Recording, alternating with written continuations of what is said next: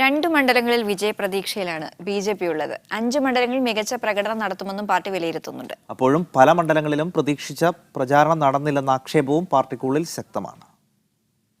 കേന്ദ്ര നേതൃത്വത്തിൽ സമ്മർദ്ദം ചെലുത്തി മത്സരിപ്പിക്കുന്ന കുമ്മനത്തിന്റെ കാര്യത്തിലാണ് ബി.ജെ.പിയുടെ പ്രധാന പ്രതീക്ഷ. അതിനുള്ള എല്ലാ തന്ത്രങ്ങളും പുറത്തെടുത്തിട്ടുണ്ട്. കുമ്മനത്തിന്റെ സ്വീകാര്യതയും ശബരിമല പ്രശ്നവും വോട്ടാകുമെന്ന കണക്കുകൂട്ടലിലാണ് ബി.ജെ.പി. കോൺഗ്രസിലെ പടലപ്പിണക്കത്തിലും ബി.ജെ.പിക്ക് നോട്ടമുണ്ട്. എന്നാൽ ബി.ജെ.പി. ശക്തി കേന്ദ്രങ്ങളിൽ പോളിംഗ് കുറഞ്ഞത് ആശങ്ക പരത്തുന്നു. പത്തനംതിട്ടയിൽ കെ സുരേന്ദ്രന് സ്വീകാര്യതയുണ്ടെന്നും അത് വോട്ടായിട്ടുണ്ട് എന്നുമാണ് പാർട്ടിയുടെ വിശ്വാസം.